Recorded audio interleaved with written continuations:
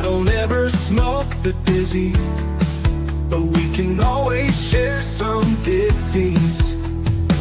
It's just a cup in time. This song doesn't have to run. Life's all of us, not every moment we can be feeling fine.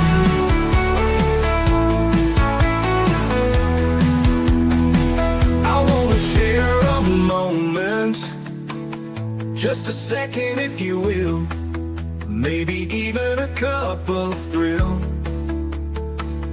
We could share this performance. It's tea time, come sit with me. Well, welcome guys, Miss Liz in the house, and I have the incredible Daniel Burrus in the house, and we're going to be talking about his two incredible books that I'm going to pull up during the live broadcast.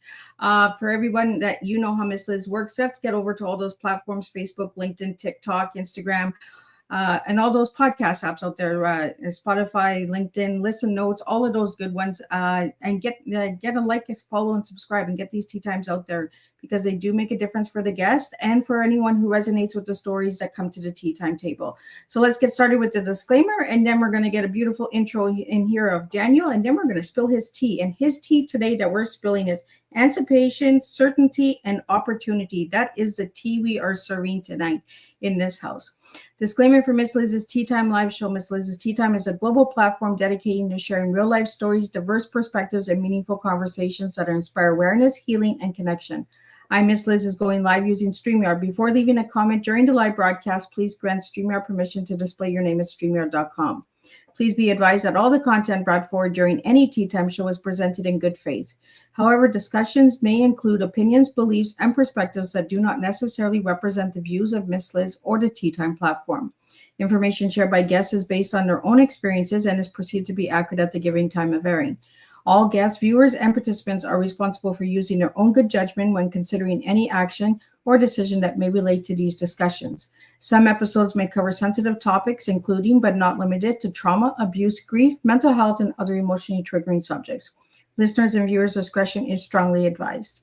Tea Time with Miss Liz is an open discussion forum designed to offer insight, inspire awareness, and create connection. It is not a substitute for professional, medical, legal, or therapeutical advice. If you require professional support, please seek assistance from qualified professionals or trusted resources in your area. If you have any questions regarding this disclaimer or the content of this discussion, you are welcome to contact me, aka Miss Liz, directly at my email at bookingmissliz@gmail.com, or visit my link tree at Miss Liz's Tea Time.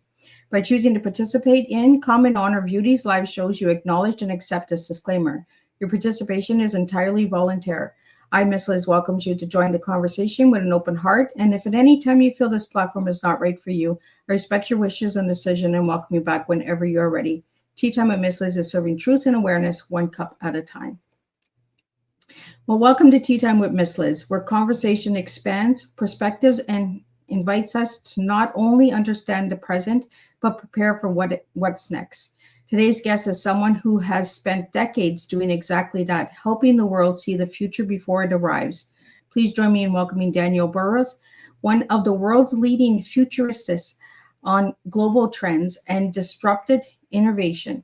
Recognized by the New York Times as one of the top business thinkers in the world, Daniel has delivered over 3,000 keynote speeches across the globe and advised Fortune 500 companies, including Google, Microsoft, Virgin, and the U.S. Department of Defense.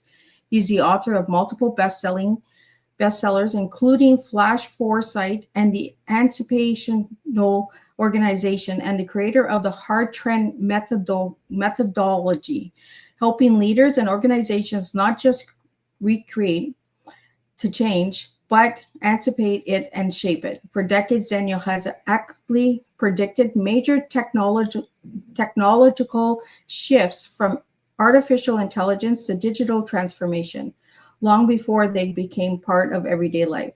But beyond technology, his work is really about mindset. It's about seeing opportunity where others see uncertainty. So grab your cup and lean in. Today's Tea Time is about the future, innovation, and learning how to turn change into your greatest adventure and advantage. Let me get Daniel in here and let's spill some tea together. Hey, how are you? I am awesome. And yourself, Daniel? I'm doing great, and thanks so much for having me on. It is a pleasure to have you on. And I am ready to get into this because I just love talking about the future. Where are we going in the future there, Daniel? Well, it is where we're going to spend the rest of our life. So we should think about it a little bit and plan for it. And one of the things I want us to do is to not just let the future unfold as it washes over us, but rather to actively shape a better future for yourself, for your family, for your businesses, and for others. So, Daniel, I'm going to take you to the past and then we're going to jump into the future. So, who was Daniel as a little guy and who is Daniel now? Yeah, well, I started out in my professional life teaching biology and physics and ended up starting 6 companies. First one was I had an airplane design that literally took off, had 37 national locations in the first year. I had another company, but I missed teaching. So I sold all those companies, but I didn't want to go back to teaching because you can never go back. You can only go forward. So I practiced a principle that I love, and that is taking my biggest problem and skipping them. So what I didn't like about teaching was one of the things was the limited size of the classroom. So I decided to make the classroom planet Earth. And I've given speeches in 51 countries, and my books are in many languages, so that's obviously worked. And I didn't like the limitations of a university or an institution, so I decided to work for myself. Anyway, I skipped all the things I didn't like, and for decades have been predicting the future of technological change and the opportunities it represents. And I do not have a career, I have a calling. I know why I'm on the planet, and that is to teach. So during this interview, rather than just telling you, here are some trends, good luck, I am planning on teaching all of you how you can look farther down the road with clarity, how you can find certainty in a seemingly uncertain world so you have the confidence to make some bold moves, and how you can actually be a futurist with some accuracy. Awesome. No, I love it. I love when my guests take me on an adventure and take me into the future, especially artificial intelligence, because there's so many different understandings of it, right? With the AI, in the AI world. So tonight, Daniel's going to take us down that rabbit hole and he's going to teach us a lot of good things for the future. But I want to get into your tea really quickly, Daniel, and then we're going to get into what you're going to teach the audience tonight. The anticipation, certainty, and opportunity. That was the tea that you gave me. Why did you give me that tea? Well, anticipation is a key ingredient, of course, on that. And right now, we tend to be reactionary. We crisis manage. We put out fires. Change comes to us from the outside in, and then we got to react. And the business world has used agile and agility as a way to deal with it. Maybe you've heard of people pivoting. And of course, that is a reactionary strategy, reacting to a problem after it occurs, reacting to a disruption after it disrupts. And you'll have to know how to do that, but I'm going to give you today the opposite of that. And that is how to anticipate problems before you have them so you can pre-solve them. Let's face it, we've all said, I knew that would happen. And I would say, oh, then why did you let it? And that's because you didn't have the confidence in your thinking. But what if you did? And I can show you how to do that. Also, you can see disruptions before they disrupt, turning disruption into a choice. I'd like you to have some choices here. So that's becoming anticipatory. And when you learn how to separate what I call the hard trends based on future facts that will happen from the soft trends based on assumptions that might happen, all of a sudden you start getting some clarity. And you mentioned when I was a young guy in the beginning, let me just share something. When I was in high school, before I could drive, before I got a driver's license, there was a kid down the block who was building a hot rod. And he was older than I was, and he had his car, he had a license, and he said, hey, would you like to take a ride tonight? I want to try something new I installed. Of course, I thought, great, love that idea. So he went out, way out in the darkness of the night, and he turned on his bright lights. But his bright lights in his car were aircraft landing lights. And boy, could you see far away. Whoa, you could see much farther down the road. What I want to do is give you those aircraft landing lights as you look down the future so that you can see much farther down the road. And again, I mentioned hard trends that were predictable. Let me give you a couple examples before we go further so that people can know what I'm talking about. For example, in the United States, as a good example, 10,000 people every day turn 70 years old.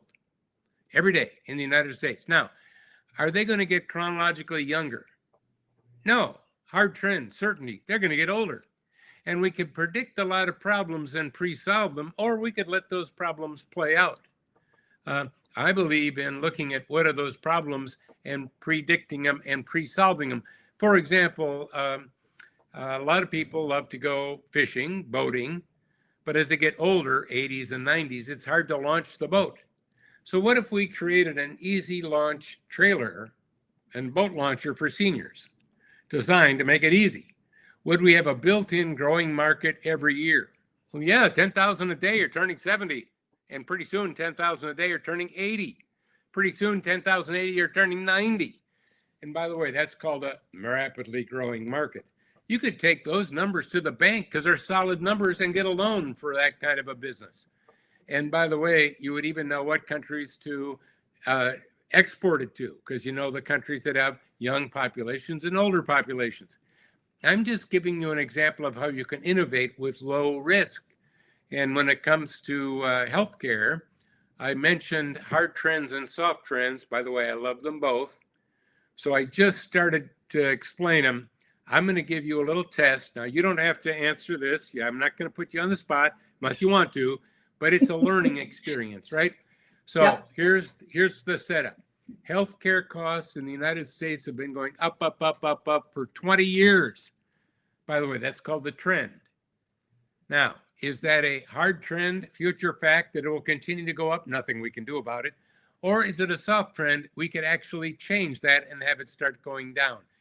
Now, think to yourself an answer. By the way, if you want to jump in, please go ahead. What do you think, Liz? What's your take on it? I think it's going to go down. Great answer. It's a soft trend. Now, here's why. Because most of us don't know that an aspirin in a hospital costs $25 a piece. Most of us don't realize that the artificial knee you're having put in because you played so much tennis when you were young, that can vary in price. Same size, same manufacturer of that artificial knee by over 100%. See, we don't know what it costs. But what if we used a technology called blockchain to make it all transparent so we could see the costs of everything and have it be super secure? By the way, blockchain can do that. And there is a blockchain for healthcare that has just gotten 100 million in funding. When we all of a sudden know the cost, guess what? The costs will come down. So instead of, and I only gave you one example, I could give you hundreds of examples of how we could lower the cost.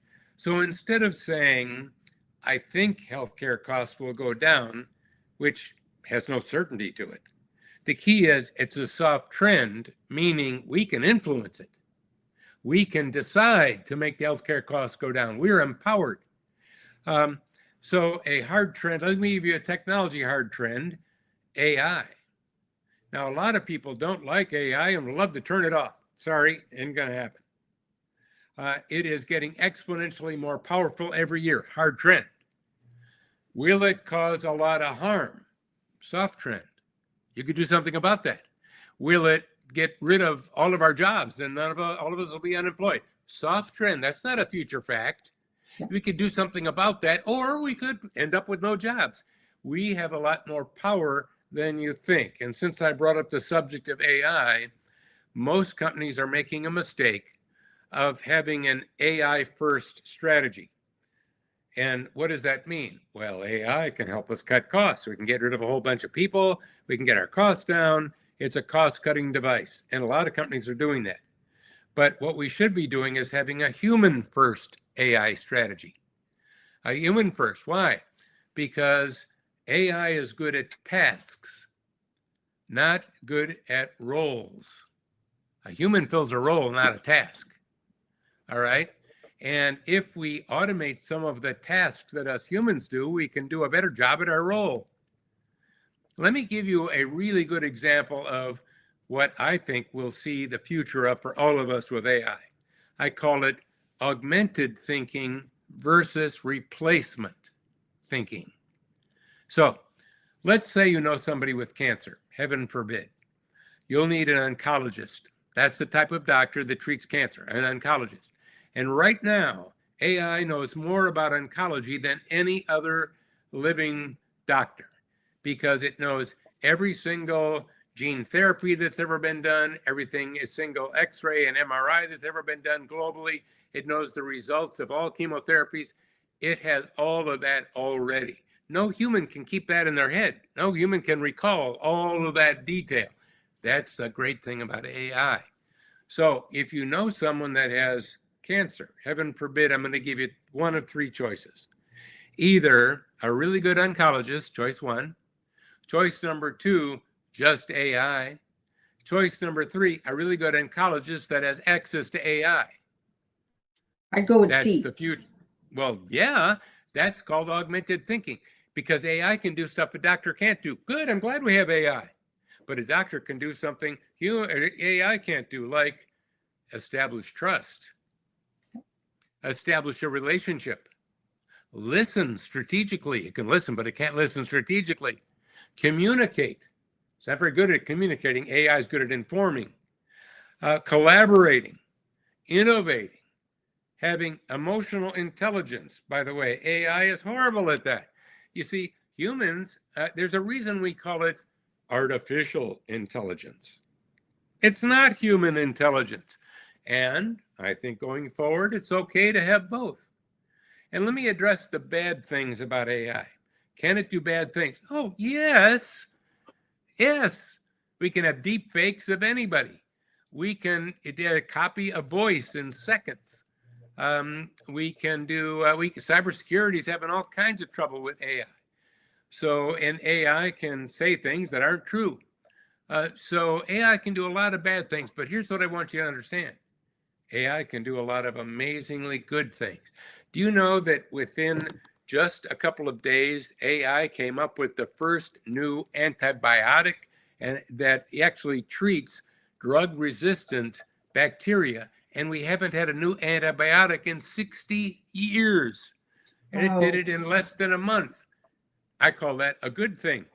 And I could give you hundreds and hundreds of great things that AI is doing that it's like, thank goodness it's doing it.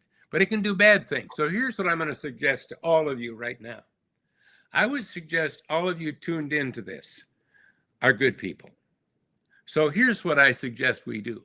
Let's use AI to do really good things. And then let's protect ourselves from the bad people that are doing really bad things. And by the way, how do we protect ourselves? Let me help you with that real quickly with some interesting, important things. Number one, you need a family password. Nobody else knows it but your family. Why? Because AI can copy a voice and sound exactly like anybody. So you could get a call from a grandson or a granddaughter or a daughter or a son saying, hey, I'm in jail, I need money, and they sound just like themselves. And then you can say, oh, what's the family password? And if they don't know it, it's AI, and you hang up. You see, if you get I call it zero trust. I want you to all have zero trust. Zero trust. What that means is if you get an email from the bank, don't trust it. If you get a text message from a bank, don't trust it. Even if you get a phone call from a bank or insurance company, don't trust it.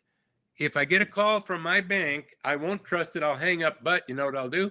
I'll call my bank based on the number in the back of my credit card and say, was there an issue? I want to be the one calling them on the trusted numbers. I'm not going to respond to them contacting me. So I gave you two things. You need a family passcode and zero trust when you're doing anything, because people are losing so much money. It's unbelievable because they're trusting way too much.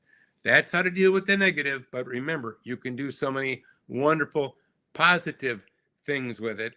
And remember, AI does not do 100% of anything. Yeah. It can do 80% fast. Well, good. You don't have to start with a blank sheet. But we need you for that last important 20% to add your voice to it, to add your nuance to it, to add your wisdom to it. By the way, there's no such thing as artificial wisdom. right?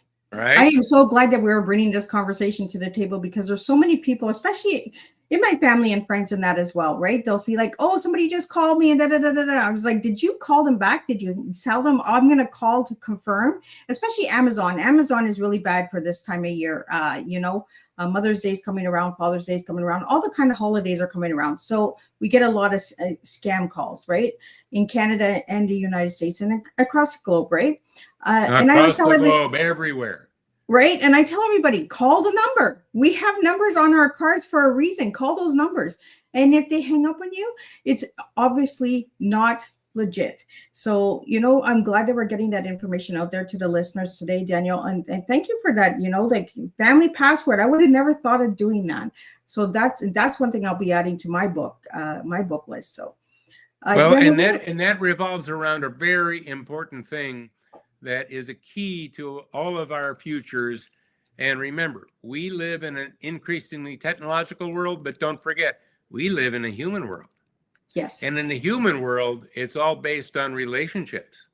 And there are good relationships and bad relationships. And what's the difference? Trust. Trust. And Yeah. how do you get trust? Universal global values, honesty, integrity, delivering on promises. So you never want to teach people to distrust you, because if you lose trust, it's really hard to get back. So here's what you have to do when using any AI, and that is verify what you're getting. Verify it, because it can make things up. And I've heard people say, well, I don't like AI because it can make things up. And I would say, yeah, guess what? Humans make things up. Right? Humans lie to you. So whether it's social media or a person or AI, I want people, friends, family, business, I want people to trust me. So I'm going to go the extra mile because I think trust is important. And I think you understand that too. And that is, I want to verify, check a couple other sources, make sure this is real, because people could be going down a bad rabbit hole, as you use that phrase, if they are, if they're doing something that they trusted that was not correct. So you owe it to the relationships that you have of all kinds to maintain trust and double check all the facts. That's one of the problems we're having globally. And one of the reasons we have neighbors against neighbors, and it's not just in the United States, it's everywhere, is social media, because social media, anybody can say anything. And there's no vetting it. There's no fact checking. Traditionally, we go back in time, there were a number of news networks, and they all had to vet all their stories. They had to all double check them and triple check them. And by the way, if there's a reporter that got it wrong, they were fired. But now 85% of the people in Canada and the US and in a lot of other countries get their news from, horribly, the social media and the internet. Absolutely. And by the way, most of it is fake anyway. So I would say it's important for us to verify before we go off. And by the way, it's getting good and good at making the bad stuff look good. Absolutely. 100%. So let's verify. So again, Well, we have it's a all couple about trust. We have a couple of questions that are coming in, Daniel, and I just want to get those out to you. Let's get the first one out here. Why don't you just read it to me and I'll answer it. What was the first step becoming more anticipatory? I'll do that. And by the way, I could have picked an easier word, right? Anticipatory doesn't flow. My tongue just doesn't twist that way. yeah, exactly. And well, I'm glad you showed it to me, because I can see the picture of the gentleman that's asking it. So it's kind of nice to have an additional connection. And so let me answer that. To become an anticipatory business, a couple of things. Number one, of course, you could go to and read my Anticipatory Organization book, which is in many languages, easy to get a hold of, and I went into a lot of details on that. So that's number one. But number two, for free, you can go to Burrus, BURRUS.com, and I've written so much on it. You can search by subject and download the articles for free, or you can just read them online. So I'm not even trying to sell you something. I'm trying to give you something here, okay? So let me answer your question specifically, because I think there's more than one person wanting to know how to be anticipatory. And that is, I'd like you to create a list of things that you are certain about. See, right now we have this big list of uncertainty, and that doesn't empower you to make bold moves. What are you certain about? And think in terms of demographics. Like I mentioned, we've got multiple demographics. By the way, they're all aging and getting older. They all have different viewpoints. They all use technology differently. You communicate and collaborate differently with each one. Learning more about each one is important. If you're a business and you want to be more anticipatory, the first thing you want to do is not have a one-size-fits-all marketing strategy. Or instead, I want to have a different strategy for each one of the different demographics because they value different things. They communicate, collaborate in different ways. So that might be one. Secondly, I want to identify those, when I said the list of things I'm certain about, what are those hard trends? And let me help you with a little advanced lesson in hard trends. I'm going to give it to you all because it'll help you. And that is, I'm going to make a trend statement that you'll find difficult, and I'll show you how to make it easy. Now, here's the trend statement. A lot of people in our organization will be retiring over the next couple of years, and they'll be taking their knowledge and wisdom with them when they retire. Now, that could be hard. Is that hard or soft? I'm not sure. But that's because, I'm going to give you the clue, there was the word and in there. If there's the word and, you've actually got two trends going on. Usually, it's a hard trend followed by a soft trend. Let me replay the one I just gave you. A lot of people in our organization will be retiring in the next couple of years. By the way, hard trend if you are in Canada or the US or you're in an aging population. Hard trend, that's going to happen. And they'll take their knowledge and wisdom with them when they leave. Well, that's a soft trend. You could let them leave with it, but you could say, well, yeah, let's not do that. Why don't we have a mentoring program before they leave? Why? You've got a database. Do you have a knowledge base? Do you have a wisdom base? Have we started to pull some of that wisdom? By the way, if we're sharing and pulling wisdom, we're not taking it out of you like you do with a tooth. You get to keep it. So it's really powerful. So I'm giving you an example. So I'm going to be looking at demographics. Then I'm going to look at technology, which is amazingly predictable. Let me give you some examples. We went from 3G wireless to 4G wireless to 5G wireless. Is that it? No. We're going to have 6 followed by 7. We are putting a lot in the cloud. Hey, is the cloud getting full? No, we're going to be putting more in the cloud. We've got a lot of different technologies. And by the way, if you'd like a list of the key technologies shaping the future, you could go to Tech Trends. Let's see, what do I call it? 20techtrendsreport.com. 20 is a 20 number, not written out.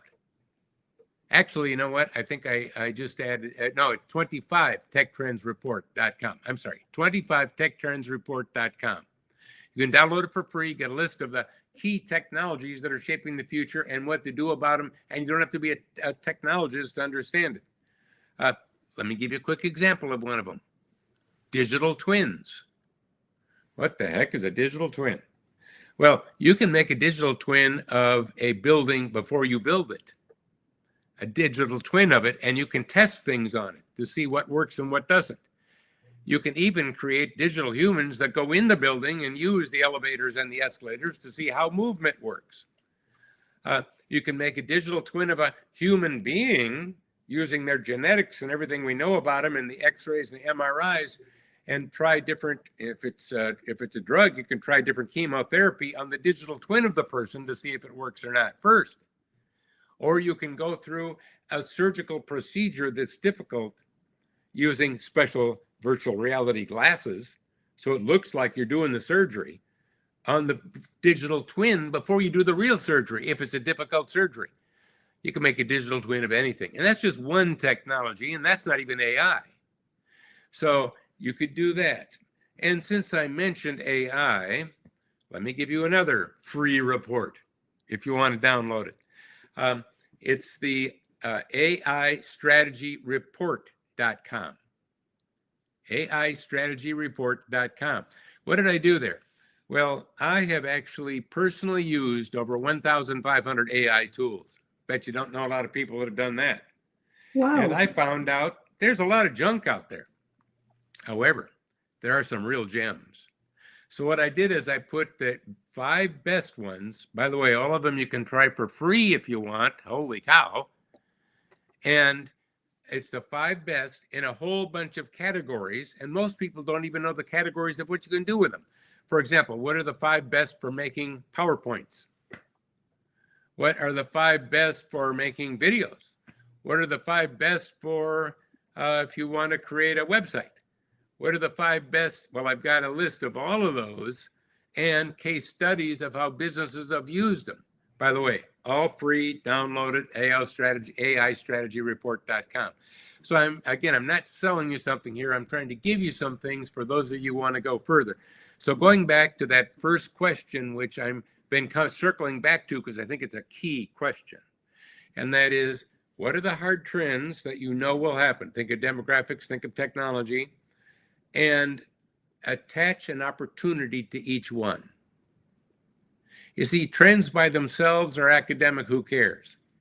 But when you attach an opportunity, whoa, all of a sudden it bursts into actionable life. Make a list of the soft trends.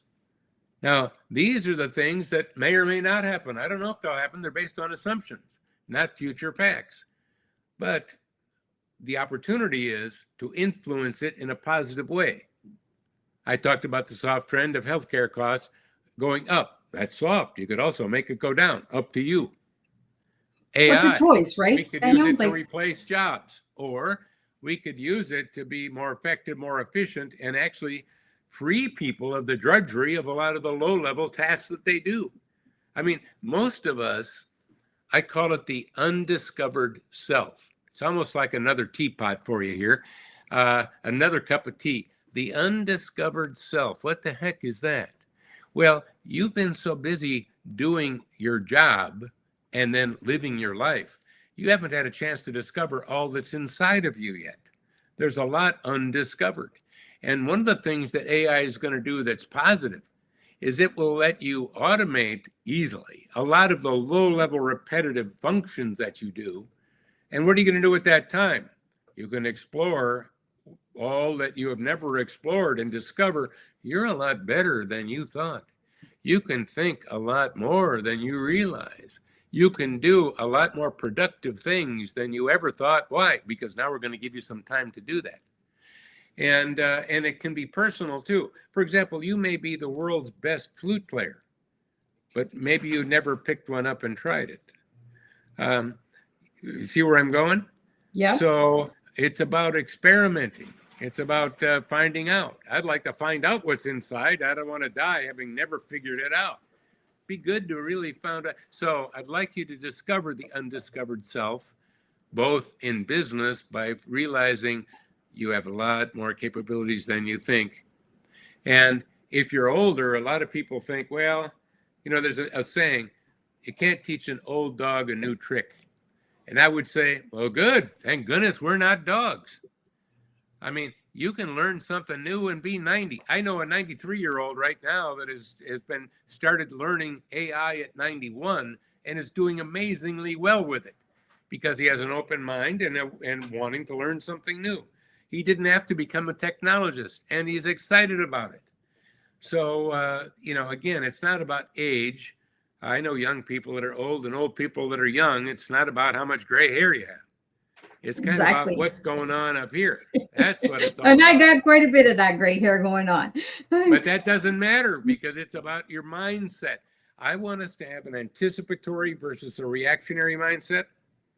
I want us to have our opportunity antenna up. And don't put it back down again. Looking for opportunities. Because when you look, you see. If you're not looking for opportunities, you won't see any. But there's more opportunity today than ever before in human history. And again, some of the resources I gave you will help you to see those opportunities, to make them from invisible to visible. Do we have any more questions? I bet we do have some more questions. Yeah, we got some questions that are coming in, and I just want to get this one out because you're just talking about this. What is the first steps to becoming? Well, no, we answered that one already. Try another. Oh, that one we got already? Yeah. Okay, so let's go. We got a lot coming in here. So how do you separate real trends from hype? Oh, very good. Thank you for asking that. You have to ask yourself, first of all, a hard trend, the litmus test for it is, can it be changed? Can it be changed? For example, I mentioned baby boomers getting older. Can we all of a sudden make them chronologically young? No. Now, I said chronologically. They can, let's say, biologically get younger by exercising and eating well, right? But chronologically, age, no, we can't make them younger. I'm giving you an example. We can't make AI go away. You can 3D print blood vessels. You can 3D print human ears. You can 3D print a rocket ship. And that's not going away. That's a hard trend. What's the soft trend? What are you going to do with it? Will you use it? How might you use it in your business? How might you use it to do something else? Like, for example, a lot of times you have your car needs repair, and you'll go in and they say, well, we're going to have to order the part. You know, your car was made in Germany. We got to get the part from Germany. Well, what's the future? That automobile dealer will have a 3D printer and 3D print the part for you right there without having to ship it. Right. And by the way, that will happen. That's a hard trend. That be why? Because if based on a hard trend, if it can be done, it will be done. If you don't, someone else will. Absolutely. And that's what people are doing, is missing opportunities because they're waiting for somebody else to do it instead of just trying to do it. Right. So that question that's up there right now, how do you separate real trends? Don't use the word real, because let's start using the right wording. I think it'll help you. Hard trends versus soft trends. And remember, I like them both. A soft trend is based on an assumption that may or may not happen. And what do I love about a soft trend? If you don't like it, you can change it. What I like about a hard trend is it's going to happen no matter what. That lets me see disruption before it disrupts. It lets me see problems before I have them. It gives me a window to the future that goes way out, like turning on those super bright lights. All right, have you got another one? We got another one for you. How can beginners start applying this in their daily life? Well, why don't, when you're got a little time to think about it, and again, time won't appear, you have to take the time. But again, you're going to spend the rest of your life in the future. It's worth thinking about. And that is, just write a certainty down and think in terms of certainties and cycles. What cycles do you know that repeat? By the way, there are seasonal cycles, right? Summer, fall, winter, spring. There are financial cycles. The stock market doesn't go up forever and it doesn't go down forever. It goes up and it goes down. Those are cycles. There's biological cycles, business cycles, weather cycles. There's even sales cycles. By the way, if there's a sales cycle, I like to have the sale completed before the cycle begins. In other words, you can make use of cycles. Why don't you make a little list of cycles that impact you and your business or your life? And then look at how can you be anticipatory, get ahead of that. Another one is, again, technology changes. What are the technology hard trends that are shaping the future? Can it be changed? That's your litmus test. If it can't be changed, it's a hard trend. Write it down. And once you write it down, then ask yourself, okay, what's the opportunity here for me or for my business or for my son or daughter because they're in college or whatever? The next question we have for you is, can small businesses apply the anticipation potato? I'll get you to say that. There we go. We'll get you doing it right yet before we get finished here. Think of like an ant. So an ant. Anticipatory. Okay, that might help you.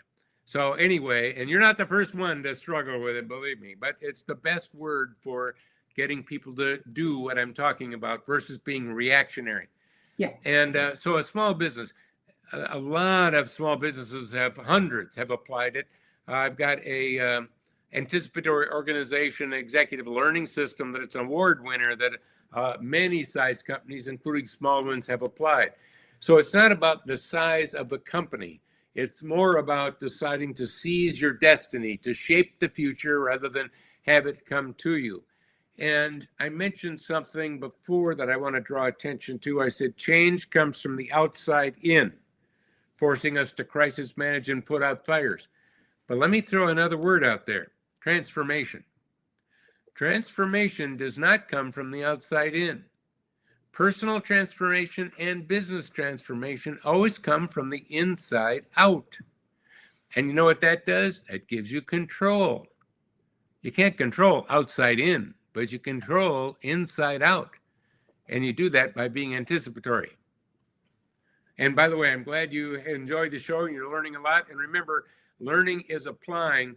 And, I don't have a job. I have a calling, and that is to teach versus to tell. So to help you to learn it, you will learn what I'm talking about better if you try applying it, making that list, seeing if you can come up with some opportunities that relate to you. That's the beginning of the journey. Do we have any others? And that's what I'm getting from you, Daniel, is make lists, create the list, do the solve. It's like the pros and cons, right, of life. Put the pros and cons and see where you can make a different choice and solution for the opportunity. Right, exactly. It's most of us are passive receivers of the future. And what we do is we think, I think I'll wait and see what'll happen. Let's see what'll happen. But you can wait and see yourself right out of business. Yeah. So I don't want you to be a wait and see. Why didn't a taxi driver think of Uber? Why didn't Marriott think of Airbnb? Billion-dollar businesses. And I'll tell you why. They were all busy doing what they've always done. Yeah. Because you can busy yourself right out of business today. And all of us are really busy. But I would like us to step back. And here's the advice I'm going to give all of you right now. And that is once a week. Remember, you're going to spend the rest of your life in the future. So here's what I'd like you to try. Once a week, I'd like you to spend an hour unplugging from the present and all the crises and how busy you are, and plug into your future. And in that, and by the way, if you don't put it in your calendar as an appointment, it won't happen. You'll be too busy. So mark it down on your calendar once a week. It's worth it. And that's where you're strategic about your future. That's where you're shaping the future rather than letting it just happen to you. And that's where you're identifying the hard trends and opportunities, the soft trends and the opportunities to influence them. And you'll get a list. And then what I'd like you to do is realize big lists never get done. So I'd like you to get rid of all the could do's, things you could do. I'd like you to get rid of all the things that you should do because you don't have time for that either. And I'd like you to find one, maybe two things that you have decided are a must do. I must do that. Because if I don't, I'm crazy. Because it's going to happen anyway. And I think you'll find that hour a week is worthwhile. Next question we have for you, Daniel, is what are the common mistakes people make when predicting the future? Great question. Boy, I love all these questions. First of all, one of the great mistakes is that the only thing that's predictable is death and taxes. And that's a major mistake because then we don't think there are any hard trends. But I've been doing this literally for decades, and there are thousands of hard trends. I've collected so many, it's amazing. And by the way, all of them have come to be true.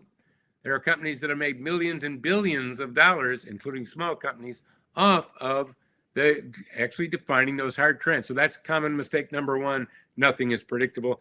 No one can predict the future and be right. And I would say mistake, mistake, mistake, giant mistake. Secondly, and this is one I haven't taught you all yet, so let me teach you another new concept, and that is they think if something new comes along, the choice is it's either the new or the old. Either all the cars are going to be electric cars or they'll all be gas. Or either we're going to be all out of a job because of AI or we'll all have a job and AI will go away. Either or. All the cars will be autonomous or we won't have autonomous cars. You're not going to be good at the future if you do that. Instead of the either or, I want you to think in terms of both and. We're going to have gas cars and electric cars. All right. We're going to have autonomous cars and semi-autonomous cars. Not all cars are going to be autonomous, guaranteed. How do I know that for sure? Well, let's imagine a school bus with small kids in there. You know what? I think I'd like an adult on board. And if there's going to be an adult on board, why not put them behind the wheel?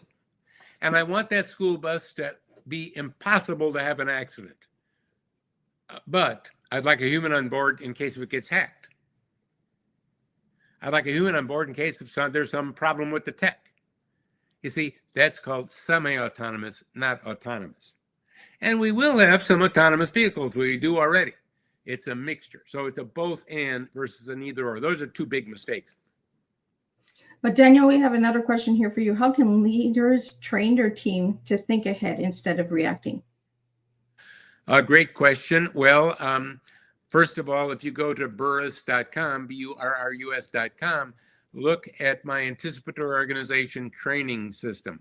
It is inexpensive. It has actually always exceeded expectations. It's what I do is I teach people with a short video, short meaning 4 minutes or so, single concept.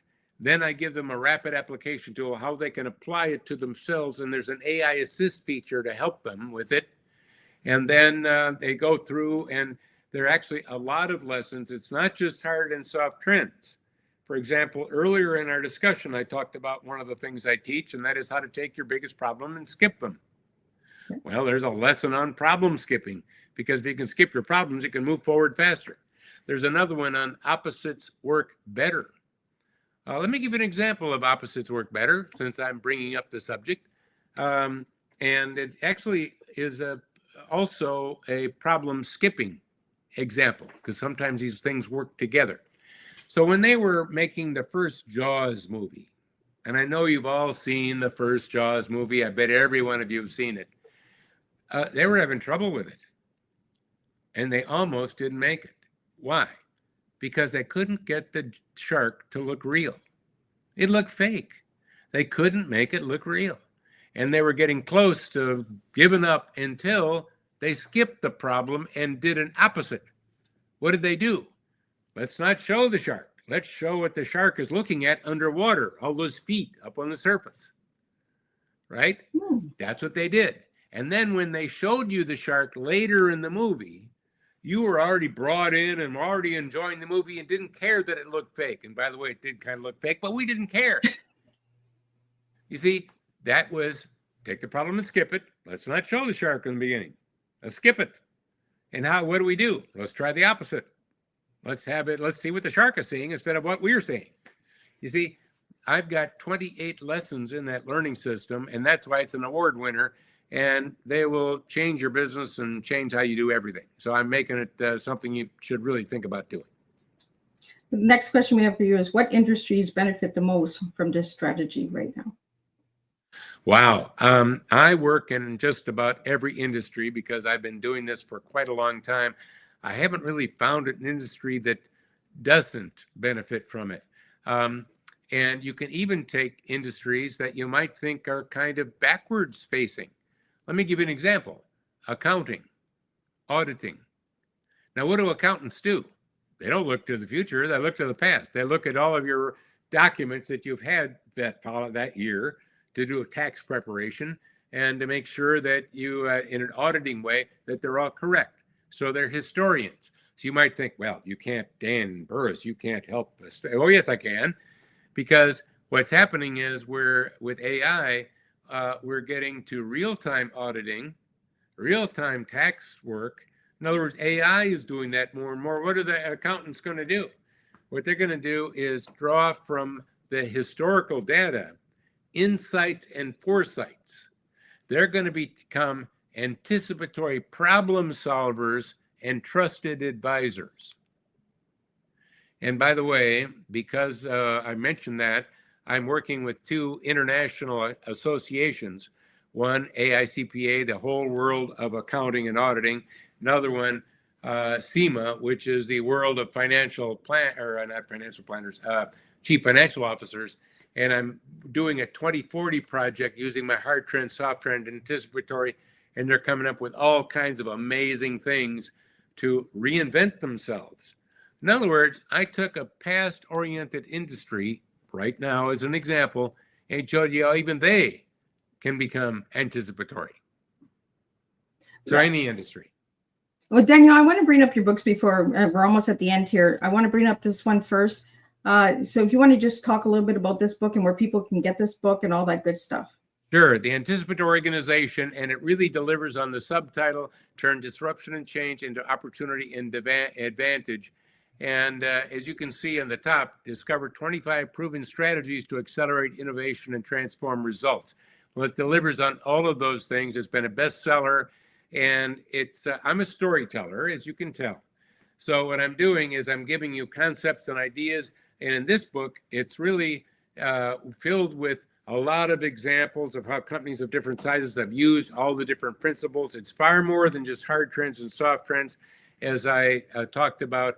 But the goal here is to be less reactionary and much more anticipatory, shaping your future. And as change accelerates, if all you are is reactionary, every year is going to be tougher and harder. This will make every year much better for you. The other one that I think you were going to show is Flash Foresight. And again, that's been a bestseller in many different countries and here. And look at the subtitle, How to See the Invisible and Do the Impossible. And again, it's story form, story written, really great examples in there. And let me just address the subtitle and the title. I think you'll get an interesting thing. So I say, how to see the invisible and do the impossible. Well, how do you do that? Well, let's think for a second. Everything that we do was impossible at one time. Glasses were impossible. Even a chair was impossible at one time. Everything was impossible. How do humans turn the impossible into the possible? We make the invisible visible. Well, how do you do that? Well, I've got 9 things that will give you flashes of foresight. And a flash of foresight allows you to move forward where you were stuck before. It makes the invisible visible. All of a sudden, you can see the new opportunity. So the book has all these areas where I give you flashes of foresight and show you how to do it. Well, we have a question that came in earlier from another platform that's listening in, and they said, how can individuals begin thinking like futurists in their own personal or professional lives? Well, your personal and professional life do overlap, but they are also different from each other as well. So I would start by looking at your personal life, and I would like you to think, what is your ideal future? Think at least 10 years out. At least 10 years out. Now, you have to ask, how old am I going to be 10 years from now? Think about that. And think about, how am I going to define success 10 years from now? Because some of us have the same definition of success we've had when we were 20, but now you're 50 or you're 60. You know what? That's the wrong definition. That success definition's obsolete. You need a new one. So what does that look like? What's your ideal future? And then plan backwards towards the present, because you can get more vague. You see, they didn't just launch Artemis 2 and hope it got to the moon. They knew exactly where they were going to go. They know the exact course. They had a plan. They had their ideal goal. And by the way, when Artemis lands on the moon in a year and a half or whenever they're planning on doing that, they'll know exactly where they're going to land. They pinpointed it. What's that?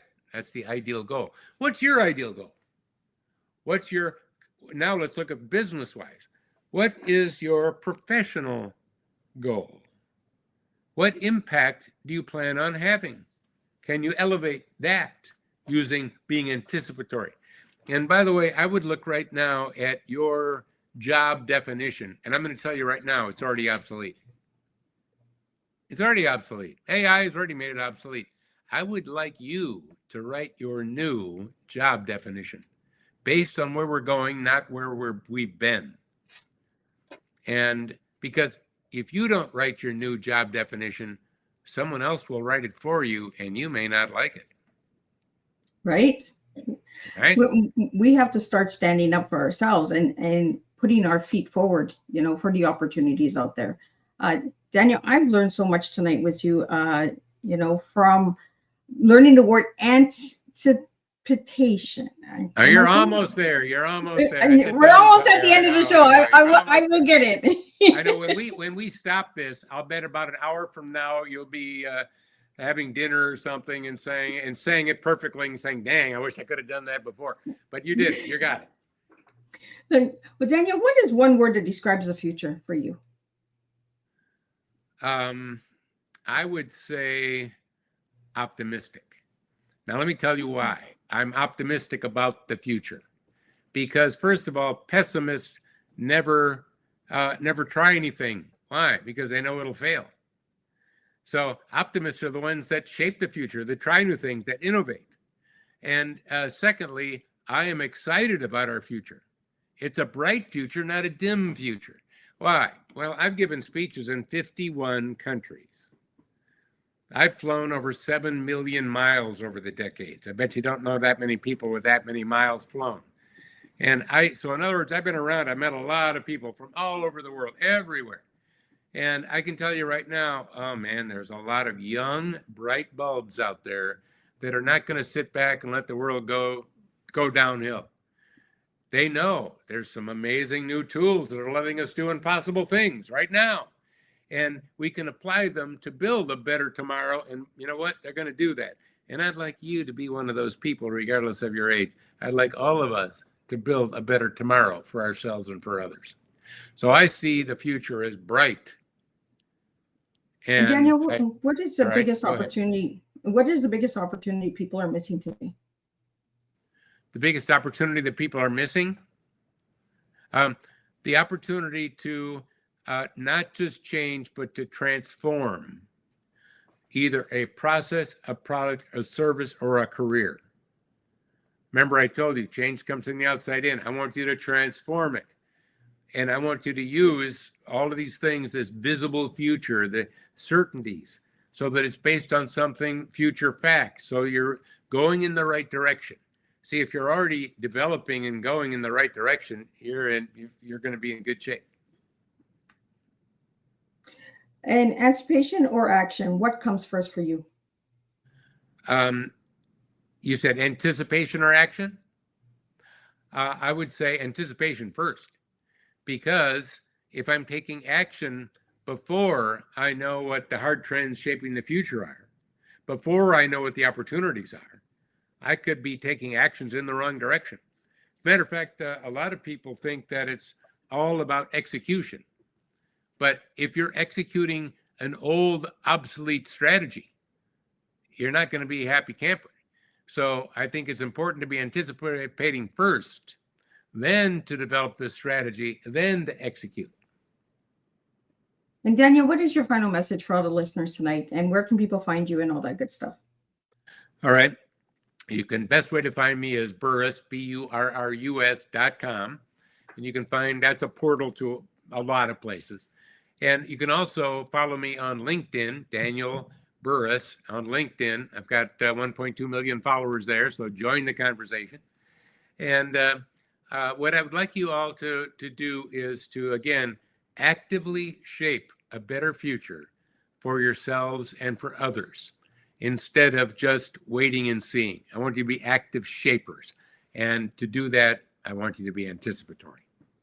Well, thank you so much. I really appreciate this conversation. I appreciate everybody tuning in and asking these amazing questions tonight. If you guys want to check out more, check out these books and check out what he offers, all the different services. And Daniel, thank you for all the freebies tonight. So if anybody that watches the replay or catches the replay, share it with somebody who is looking for some information as well. So we're just going to do a wrap up of what tonight's tea time is, and we'll be back on Thursday with 2 new tea times, and we'll do this all over again. What a powerful and perspective shifting conversation. Daniel, thank you for reminding us that the future is not something that simply happens to us. It is something that we can actively shape when we learn how to see it clearly. Tonight, we were reminded that uncertainty does not have to be feared. In fact, within uncertainty lies opportunity. If we are willing to look ahead, think differently, and act with intentions. Your work challenges us to stop reacting to change and start anticipating it, to move from guessing to knowing what is coming next. Here is something to carry with you after this tea time. What is the future you are waiting for? Is actually waiting for you to prepare for it. To everyone listening, whether in business or in life, the ability to see ahead, adapt, and take action is what creates growth. Until our next cup, keep sharing, keep looking forward, and keep thinking bigger, and keep stepping into the future with purpose. And I'll see everybody next week on Thursday with 2 new tea times, and we'll do this all over again. Thank you guys again for joining me on Tea Time.